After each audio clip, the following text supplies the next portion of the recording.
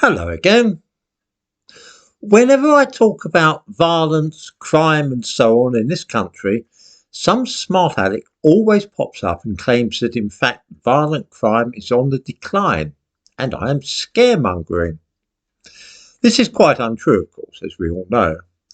After all, we are aware from reading newspapers and watching the television news that people are always being stabbed with knives lately.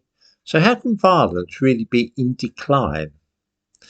The trick has been pulled by using the figures for violent crime for the first year of the pandemic, 2020, and comparing them with the previous year. That certainly shows a drop in violent crime in Britain because, of course, everybody was staying indoors and the police were all over the streets, which were practically empty. A lot of the drug dealing, gang fights, muggings, rapes, and people being hacked to death in the streets certainly were a lot lower in 2020 compared with 2019. This was a tiny blip in the increase, though, not any kind of trend.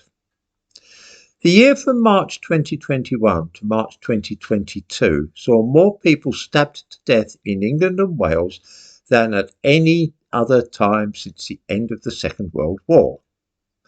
No normal person who lives in the real world, goes out and about and reads the newspapers will be even remotely surprised by this news, to which I give a link, by the way, in the description to this video. This is an epidemic of knife crime, which most of us knew about, but left-wing and progressive people tried to pretend wasn't happening. I seriously doubt that anybody watching this channel will be surprised to learn that black people are 4 times more likely to be murdered than white people. Just over 20% of those stabbed to death were black people, who make up only 5% of the population, according to the last census.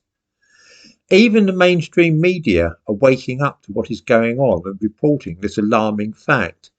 I have, of course, remarked upon this before over the last few years and been roundly denounced as a racist for doing so, but now it seems that the business is coming out into the open.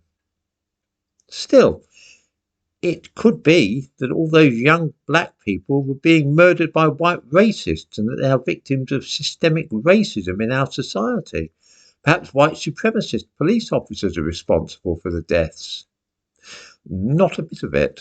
Most murders are committed within the same ethnic group. That is to say that white people kill other white people as a rule, and that most black victims of stabbing have been knifed to death by other young black men. Here, it seems to me, is an area that the Black Lives Matter movement might wish to investigate and organise demonstrations about. I'm sure that we all recollect the huge protests which took place in this country in 2020 over the death of a black man in the United States. Black people seemed able to mobilise and form a mass movement because of their concerns for the death of a middle-aged drug addict in America. Very heartening too. But closer to home, 59 black people were stabbed to death right here in England and Wales between March 2021 and March 2022. Of these, 25 were aged between 16 and 24.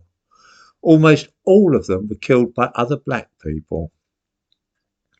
Do you think that these Black Lives Matter as much as George Floyd's life apparently did? After all, this is a problem about which something might be done. Black people are 4 times as likely to be murdered as white people are in England and Wales, and it is members of their own ethnicity who are committing the murders. Perhaps we will see protest marches and demonstrations organised by Black Lives Matter on the same scale that we saw in 2020.